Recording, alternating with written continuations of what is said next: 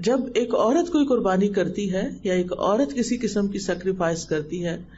تو اللہ سبحانہ تعالیٰ اس کے لیے بھی بلند مقامات اور درجات رکھتے ہیں. اسی طرح قرآن مجید میں حضرت آسیہ کی مثال ملتی ہے اور خاص طور پر مومنوں کے لیے ان کو بطور مثال پیش کیا گیا ہے. ضرب اللہ مثلا للذین آمنوا امرأۃ فرعون. اللہ سبحانہ تعالیٰ نے ان لوگوں کے لیے جو ایمان لائے ہیں فرعون کی بیوی کی مثال پیش کی ہے. اذ قالت رب ابن لی عندک بیتا فی الجنہ. جب اس نے کہا کہ اے میرے رب میرے لیے اپنے پاس جنت میں ایک گھر بنا دے. یعنی ان کو فرعون نے جب بہت تنگ کیا اور بہت سزائیں دی اور ان کے ہاتھوں میں کیل گاڑ دیے اور پاؤں میں بھی، اور ان کو کھانا پینا بھی نہیں دیا جاتا تھا، اور فرعونی جو تھے ان کو طرح طرح کی سزائیں دیتے تھے، تو اس وقت انہوں نے اللہ تعالیٰ سے یہ دعا کی تھی کہ اللہ اب مجھے دنیا میں نہیں رہنا،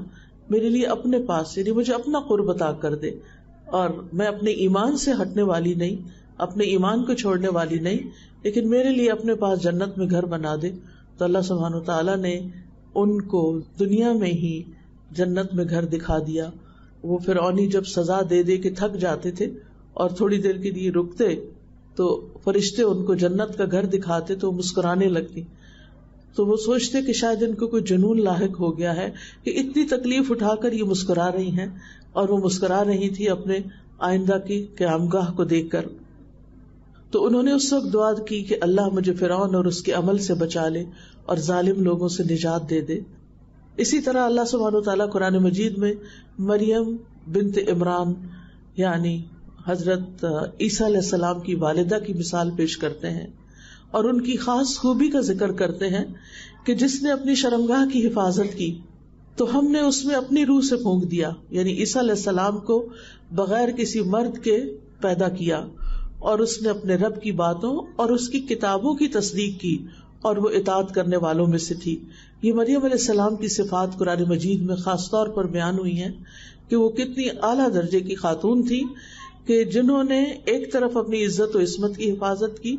اللہ سبحانہ تعالیٰ کی طرف سے ان پر ایک امتحان تھا کہ بغیر باپ کے بغیر شادی کے ان کا بچہ پیدا ہوا، اور پھر اللہ تعالیٰ نے ان کی پاک دامنی اور عصمت کی قرآن مجید میں تصدیق کی. اور اس کے ساتھ یہ ہے کہ ان کی خاص صفات یہ بھی بیان کی کہ وہ اتنے امتحان سے گزرنے کے باوجود بھی اپنے رب کی باتوں کی تصدیق کرنے والی تھی، یعنی اللہ تعالیٰ کے احکامات کو ماننے والی اور اس کی کتابوں کی تصدیق کرنے والی. تو اس سے یہ پتہ چلتا ہے کہ مریم علیہ السلام جو تھی وہ پڑھی لکھی خاتون تھی، اور تورات اس سے پہلے نازل ہوئی تھی تو اس کی بھی تصدیق کرنے والی تھی. اور تصدیق کا مطلب یہ کہ اس کو ویریفائی کرنے والی تھی یا اس کو کنفرم کرنے والی تھی کہ واقعی یہ اللہ سبحانہ تعالیٰ ہی کی طرف سے ہے، اور وہ اطاعت گزار لوگوں میں سے تھی. اللہ سبحانہ تعالیٰ خاص طور پر نبی صلی اللہ علیہ وسلم کو فرماتے ہیں وَاذْكُرْ فِي الْكِتَابِ مریم، اس کتاب میں مریم کا ذکر کیجیے علیہ السلام. اذ انتبذت من اہلها مکانا شرقیہ، جب وہ مشرقی جانب اپنے گھر والوں سے الگ ہو کر چلی گئی تھی. اور یہ مریم علیہ السلام کی بہت بڑی فضیلت ہے کہ صرف وہ واحد خاتون ہیں جن کا نام لے کر قرآن مجید میں ذکر کیا گیا ہے. اور اسی طرح یہ ہے کہ ان کی تعریف بیان کی گئی، اور 34 بار 34 ٹائمز قرآن مجید میں ان کے نام کا ذکر آتا ہے. اور پھر اللہ تعالیٰ نے فرشتوں کے ذریعے ان کو براہ راست خطاب بھی کیا. وَإِذْ قَالَتِ الْمَلَائِكَةُ يَا مَرْيَمُ إِنَّ اللَّهَ اصْطَفَاكِ وَطَهَّرَكِ وَاصْطَفَاكِ عَلَى نِسَاءِ الْعَالَمِينَ. اور جب فرشتوں نے کہا کہ اے مریم، بے شک اللہ نے تجھے چن لیا، تجھے پاک کر دیا، اور سب جہانوں کی عورتوں پر تمہیں فضیلت عطا کی، یعنی ہر دور کی خواتین کے لیے تم ایک مشعل راہ ہو. کس بنا پر اللہ تعالیٰ نے ان کو ہمارے لیے ایک رول ماڈل بنایا کہ انہوں نے نمبر 1 اپنی عزت و عصمت کی حفاظت کی، کہ وہ کوئی باغی خاتون نہیں تھی، وہ کسی حرام کام میں نہیں پڑی، انہوں نے کسی مرد سے ناجائز تعلقات قائم نہیں کیے. دوسری چیز یہ ہے کہ وہ اپنے رب کی فرما بردار تھی، یعنی جس طرح رب نے چاہا انہوں نے کیا، اور انہوں نے کوئی شکوہ نہیں کیا. جس حال میں بھی اللہ نے ان کو رکھا انہوں نے اس میں رہنا قبول کیا. اور پھر یہ کہ وہ پڑھی لکھی خاتون تھی، کتابوں کی تصدیق کی. تو ایسی خواتین کے جو نمونے ہیں وہ ہمارے سامنے قرآن مجید میں بھی ہیں. اس کے علاوہ اگر ہم تاریخ پڑھتے ہیں، اسلامی تاریخ، اور خاص طور پر حدیث لٹریچر پڑھتے ہیں، تو اس میں ہزاروں کی تعداد میں ایسی خواتین ملتی ہیں کہ جنہوں نے علم کی دنیا میں اپنا نام کمایا اور انہوں نے ایسے مشکل علوم حاصل کیے اور پھر اس میں ان کی خدمات موجود ہیں. ڈاکٹر اکرم ندوی ہیں، کیمبرج یونیورسٹی میں ہوتے ہیں، بیسیکلی انڈین مسلم اسکالر ہیں. انہوں نے ایک کتاب لکھی ہے جو کئی والیوم میں ہے، جس میں ہزاروں کی تعداد میں ان خواتین کا ذکر کیا گیا، اور یہ کتاب محدثات کے نام سے ہے کہ جنہوں نے حدیث یعنی قرآن مجید کے بعد جو بڑا سورس ہے مسلمانوں کی ہدایت کے لیے وہ حدیث ہے،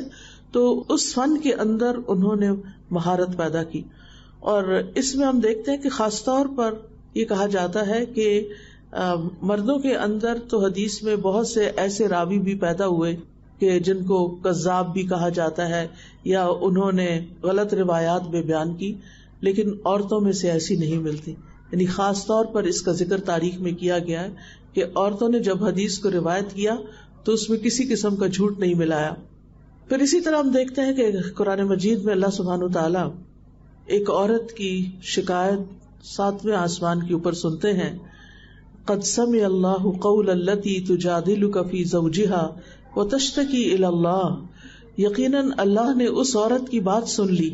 جو اپنے شوہر کے بارے میں آپ سے جھگڑ رہی تھی، یعنی رسول اللہ صلی اللہ علیہ وسلم کے پاس آ کر اپنا معاملہ پیش کر رہی تھی اور اللہ سے شکایت کر رہی تھی کہ اس کے شوہر نے اس کے ساتھ کیسی زیادتی کی ہے، کیسا ظلم کیا ہے، کہ اس کی جوانی اس کے ساتھ گزری اور بڑھاپے کی عمر میں اس نے اس کو ایک طرح کی طلاق دی جو اس دور میں زہار کی شکل میں دی جاتی تھی، جب بیوی کی پیٹھ کو ماں کی پیٹھ کی طرح کہہ دیا جاتا تھا.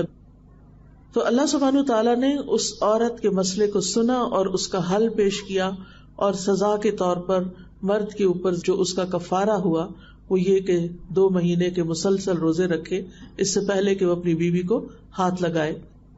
تو یہ چند باتیں میں کتاب اللہ سے اس لیے پیش کر رہی ہوں تاکہ اس بات کا احساس ہو کہ اللہ تعالیٰ نے عورت کو ایک عزت دی ہے، ایک مقام دیا ہے، اور اللہ سبحانہ تعالیٰ نے ان کے مزاج کا بھی قرآن میں ذکر کیا، اور جو لوگ عورتوں پر جھوٹا الزام لگائے ان کی خاص طور پر سزا بھی بیان کی. سورۃ النور میں اللہ تعالیٰ فرماتے ہیں ان الذین یرمون المحصنات الغافلات المؤمنات لعنوا فی الدنیا والآخرہ ولہم عذاب عظیم. بے شک وہ لوگ جو پاک دامن بے خبر مومن عورتوں پر تہمت لگاتے ہیں، یعنی زنا کی تہمت لگاتے ہیں، دنیا اور آخرت میں لعنت کیے گئے ہیں، یعنی اللہ سبحانہ تعالیٰ کی رحمت سے دور ہیں اور ان کے لیے بہت بڑا عذاب ہے. یعنی عورت کی عزت و عصمت جو ہے وہ اس کے لیے ایک خاص معنی رکھتی ہے، تو اس کو یوں پروٹیکٹ کیا گیا اور کسی کو بھی اس کی اجازت نہیں دی گئی کہ وہ ظلم اور زیادتی کریں.